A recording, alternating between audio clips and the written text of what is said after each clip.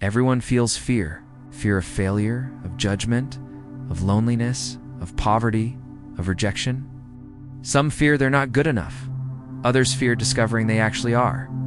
But what if someone told you that true life only begins when you face that fear head-on? That's exactly what Aristotle, one of the greatest philosophers in history, tried to teach us.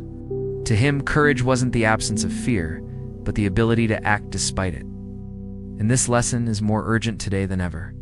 We live in an age where anxiety has become an epidemic, where procrastination has turned into a lifestyle, where emotional discomfort is avoided at all costs, even if the price is stagnation. According to Aristotle, courage is the core of everything. It's the virtue that gives life to all the others. Without courage, no transformation is possible. The virtue of the middle. Neither cowardice nor recklessness, for Aristotle. Every virtue lies between two vicious extremes. Courage, for instance, sits between cowardice and recklessness. Cowardice is fear that paralyzes. Recklessness is the careless disregard for danger. Courage, then, is the balance. It's knowing what should be feared and what shouldn't. It's assessing risk clearly, but not letting fear decide for you. And here lies a powerful key. Courage doesn't come from impulse, but from reason. It's not a blind act, it's a deliberate choice. When we speak of courage, many people immediately think of soldiers, firefighters, adventurers, debt. But Aristotle spoke of courage as a virtue for everyone. Because true courage isn't just found in heroic deeds, but in small, everyday decisions.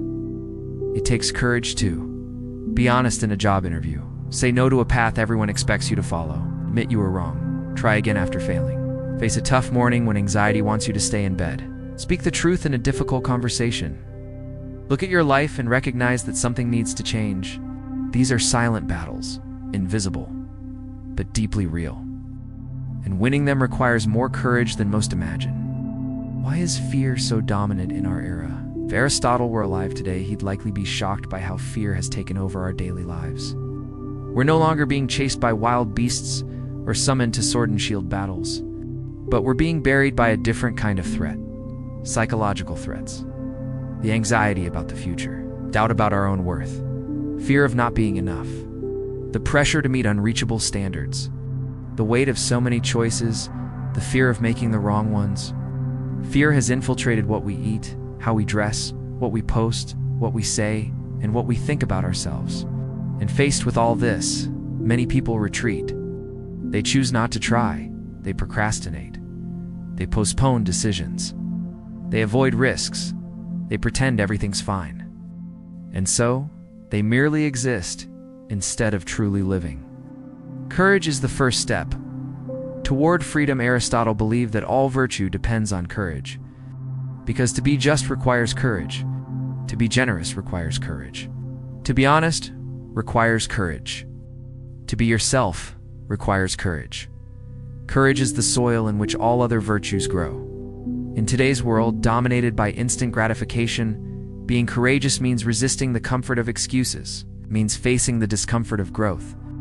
It means admitting that transformation involves pain, but that pain is worth it. Aristotle said that to live well is to live according to reason and our nature, and that demands self-knowledge. Without knowing who you are, what you fear, what you want, and what you're avoiding, you cannot act with courage. Many people today run from themselves. They fill every moment with distraction. They avoid silence because silence reveals. They avoid thinking because thinking hurts. But without this inner dive, there is no true growth. Courage also means sitting with yourself and asking, what am I avoiding facing? What decision am I postponing? What truth am I trying to hide? And after hearing the answer, getting up and acting. The lack of courage shows up everywhere in modern life and careers. How many people stay in jobs they hate out of fear of change?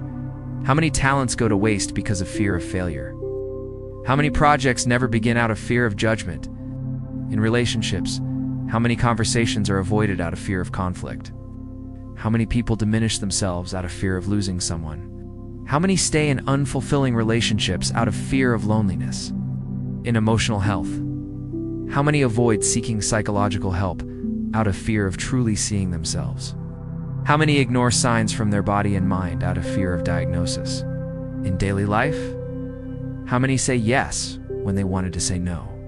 How many sabotage themselves daily out of fear of leaving the comfort zone? All this has a price. Frustration, anguish, emptiness. Fear wants to protect us, but ends up imprisoning us. It says, if you take the risk, you'll get hurt. But it forgets to add, if you don't, you'll slowly fade. That's the paradox of fear.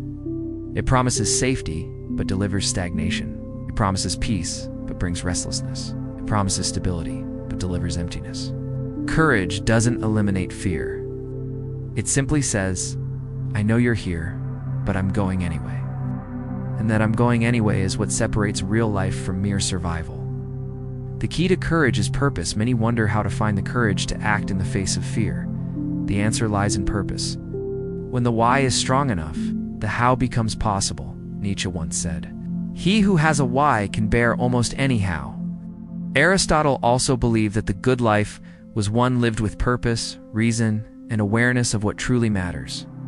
Courage becomes more accessible when you know why you're facing something, and what's at stake matters more than the pain of risk. A parent will face any challenge for a child. An artist exposes themselves for what they believe in.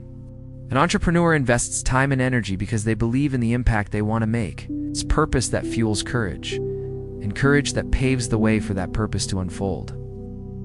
Other thinkers on fear and courage beyond Aristotle. Many other thinkers have treated fear as a central obstacle to a fulfilling life. Seneca, the Stoic, said, "To wish to be cured is part of the cure." He spoke of the importance of wanting change, of having the courage to seek your own transformation, even when it requires effort and exposure. Epictetus, another Stoic, said, "What troubles you is not events, but your judgment about them." Often fear is born from exaggerated interpretation.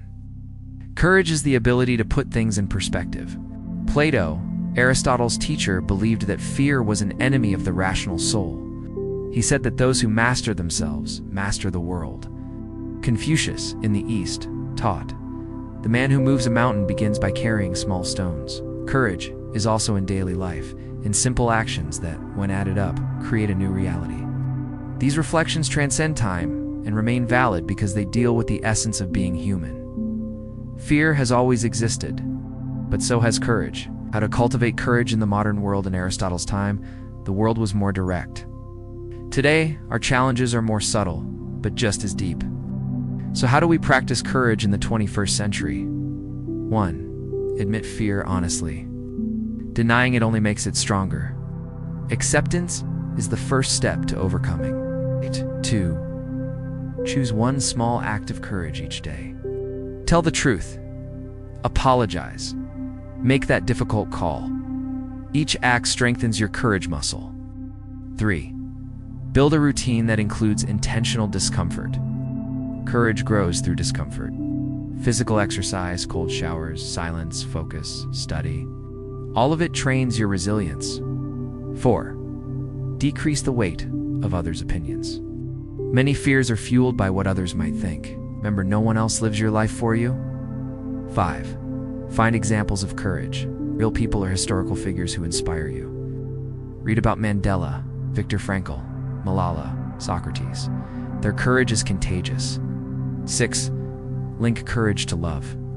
Often we act with courage not for ourselves, but for those we love. Use that feeling to your advantage. One of the biggest modern myths is the idea of readiness. Many say, when I feel more confident, I'll start. When I get over this fear, then I'll go. When everything is perfect, I'll act. But the truth is, you'll never be completely ready. Courage comes before confidence. It creates confidence, not the other way around. Waiting to be ready is a trap. A sophisticated disguise for fear. Aristotle believed excellence comes from practice. You become courageous by acting courageously again and again. Courage is a lifestyle. Living with courage isn't a one-time decision. It's a lifestyle choice.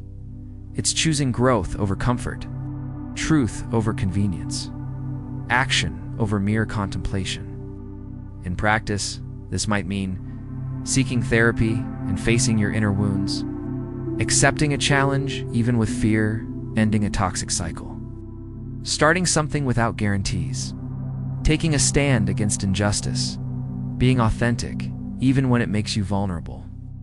It's not easy, but it's liberating. The link between courage, anxiety, and procrastination anxiety is often a symptom of inaction, of too many postponed decisions, constant fear of what might go wrong. Procrastination, in turn, is fear in disguise. It's fear of failure dressed as laziness. When you delay, avoid, postpone, the problem grows. Your mind overloads, your body feels it, your self-esteem drops. Courage, in this context, is therapeutic. It brings clarity. It unleashes energy. Doing what needs to be done, even in fear, heals. It transforms. Not magically, but concretely. The reward of courage. Aristotle believed that virtue leads to eudaimonia, a Greek word meaning flourishing. It's true happiness, deep fulfillment. Courage is the gateway to this full life.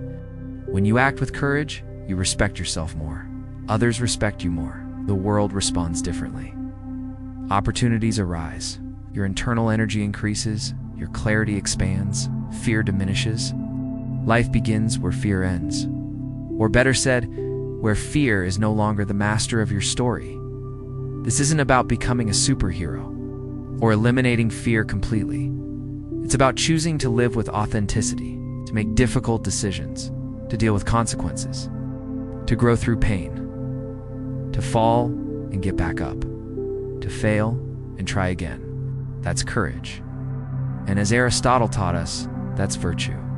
And as the great thinkers affirmed, that's freedom. You can keep hiding behind fear. You can start building, step by step, the life you truly want.